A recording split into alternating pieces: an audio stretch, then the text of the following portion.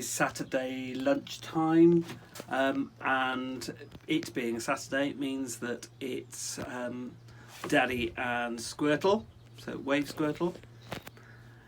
I can't put you on camera today because you've just told me that what you're wearing today is pyjamas, so you're having a proper kind of like pyjama day. So and it's a little bit cold, it's a little bit cold and wet, so we're kind of like, we will keep to our time today and not be too wittering on.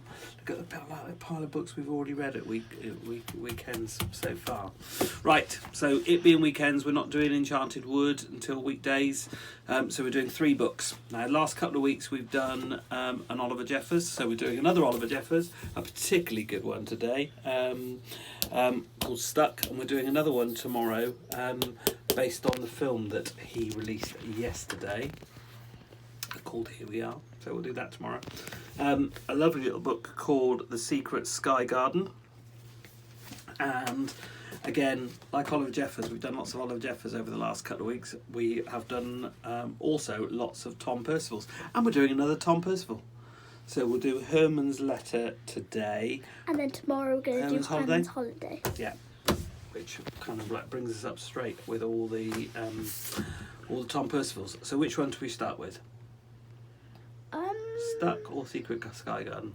I think Stuck. Stuck. Okay. So the wonderful Oliver Jeffers and Stuck. This would make it. Oh, this one would look. We had this one signed. Look, to Tim, Stuck, and he drew a picture of a whale, and he's got it's a very long line in that signature, isn't it? I know my signature's rubbish, but Oliver's very good at drawing pictures, but the signature is a bit normal. Right. It all began when Floyd got his kite stuck in a tree. He tried pulling and swinging it, but it wouldn't come unstuck.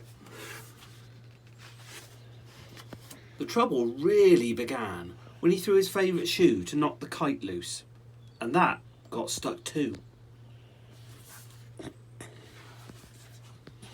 He threw up his other shoe to knock down his favourite shoe, and unbelievably, that got stuck as well.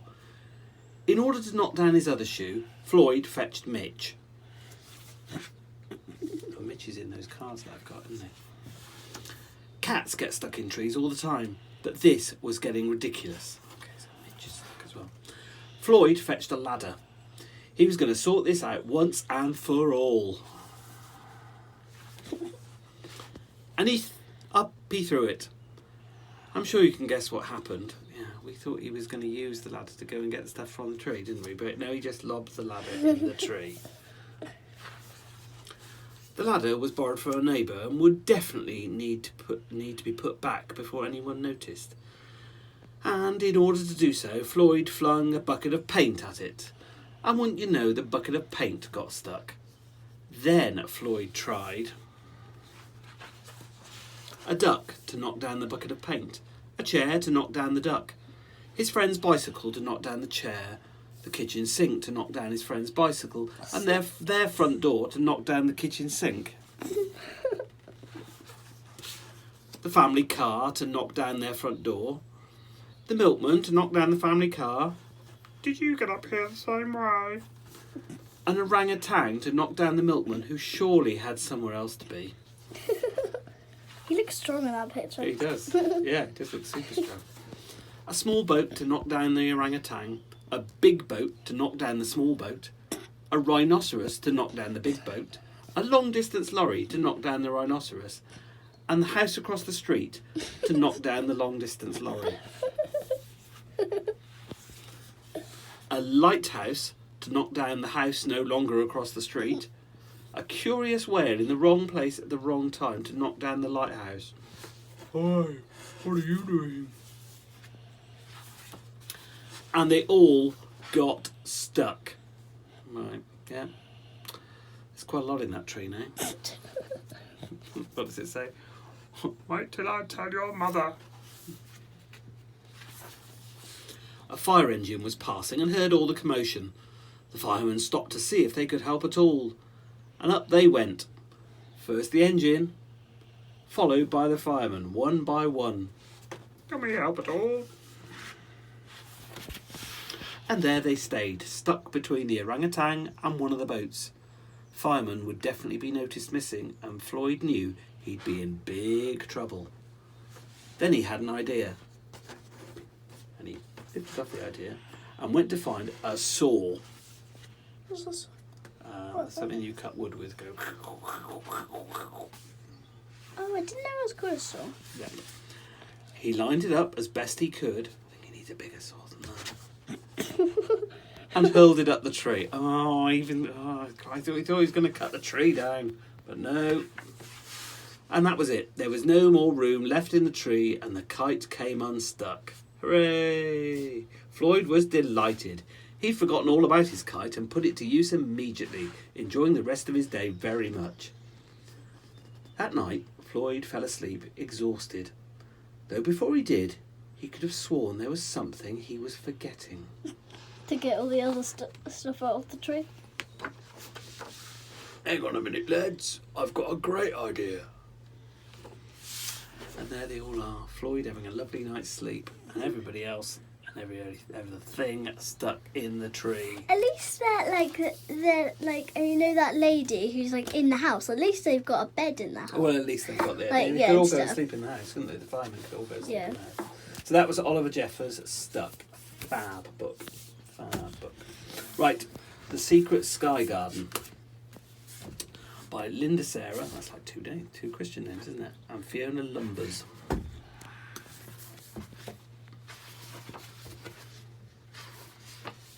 Pretty book, this one. The Secret Sky Garden. Funny, like the old airport car park. It hadn't been used for years and was greyer than a Monday sky. But Funny loved being there, hearing the planes take off and touch down while the blue rooftops stretched for miles like a calm, still sea. She came there most Saturdays, sometimes with a Kestrel Warrior stunt kite, sometimes with a recorder. But something was missing, definitely.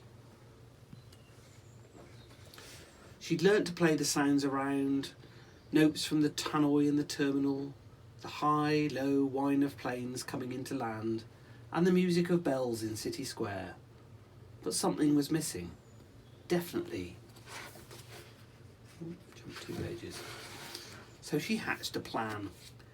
Each Saturday, Funny lugged up a huge sack of soil, cleaned the carpet of litter, swept the drift of squished cans and other left-behinds, and after 3 months of Saturdays, she gently nuzzled seeds into the soil that now completely covered the rooftop car park. It was Zoo who first noticed. There's funny names in this, isn't there? It was Zoo who first noticed, coming into land on his flight home from Dad's. Wow, he grinned, bigger than he'd been in 3 months. I've got to go there, he thought. A garden, there in the air, full of flowers, bright like an emperor's blanket, nodding and waving. Hello. Funny watered her flowers, flew her fierce kite, played a new song she'd learnt from a tiny red radio found in a stairwell. But something was still missing, definitely. It always says definitely. That feeling, like an ache, a hole, not a full-up satisfied feeling you get when you're happy and there's the warm buzz of home and someone laughing in another room. It just looks sad. Oh, that's this way. And that's when Zoo arrived. Grinning shyly, he told her how amazing her car park garden looked from way up there. It's awesome! I saw it and thought, I must be dreaming. And it turns out they both flew kites. Zoo's was shaped like a shield. He also played a silver harmonica and could soon play all the sounds around. The notes of the tannoy, the descending hum, the chiming bells. And as the sky darkens, when you're coming into land, you might notice some bright sparks, maybe fairy lights, maybe fireworks. And if you come closer, you might hear a whole city of sounds being played by 2 friends, their kites crisscrossing in the secret sky garden.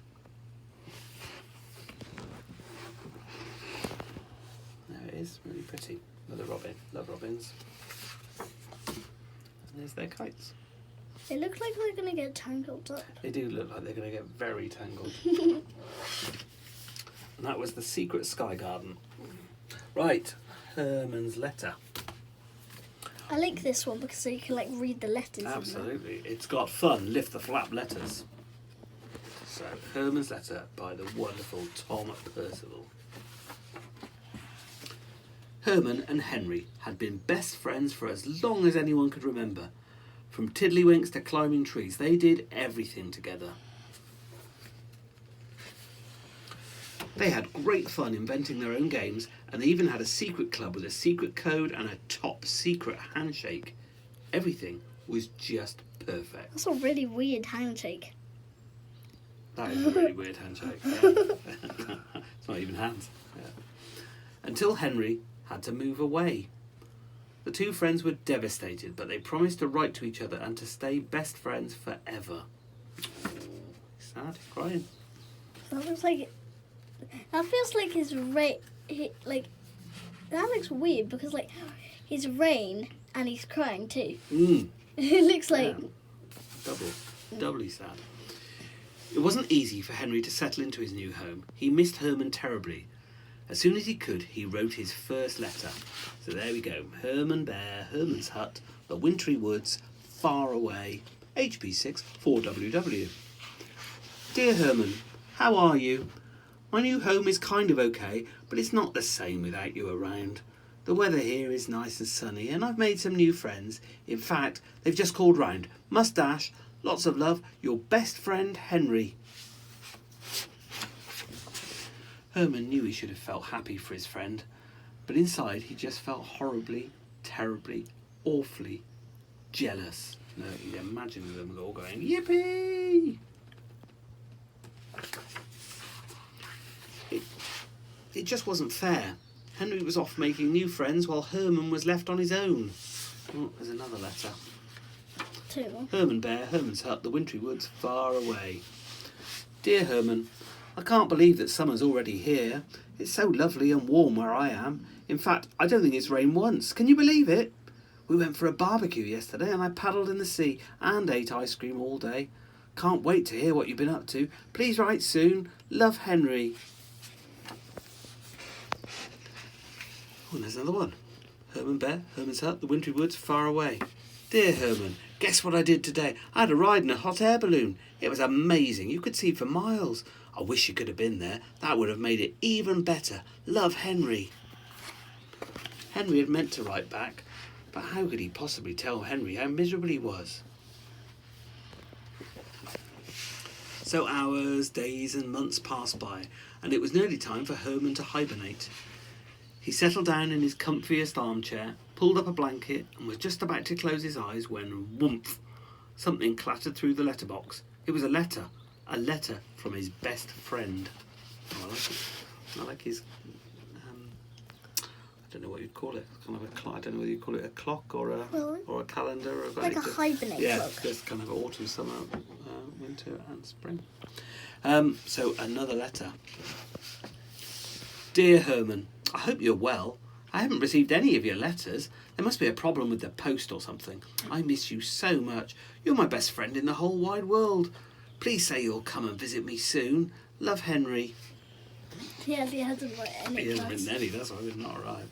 Herman had never felt so happy. Henry missed him too. He wrote a reply and rushed out through the snow to post it. But he was too late. The post office was shut for winter. Herman groaned. What was he going to do? Then he had a brilliant and rather bold idea. He would deliver the letter himself. Herman packed a suitcase and set off into the swirling snow. He walked and walked and walked until his cosy home was just a distant memory. He's sinking in the snow, a bit like in that film last night. Oh, yeah. He strolled past penguins, tiptoed through caves, and leapt over creaking crevices. Then he climbed and climbed and climbed up steep cliffs and frozen waterfalls until finally... Oh, that would make a horrible noise, wouldn't it? Screech, screech. He reached the top of the tallest mountain he'd ever seen. Oh, bother! Poor Herman, his journey had just gone from bad to worse. Luckily, Herman was a very resourceful bear. Oh, he's in his suitcase.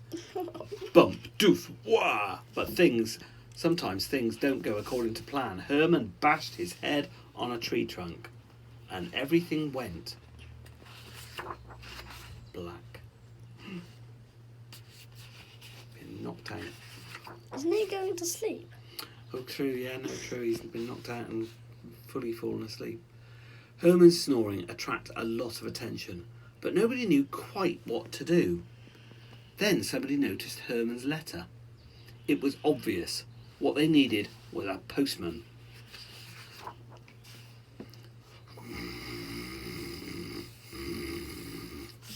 Later that afternoon, Henry was very surprised to receive a strange snoring box.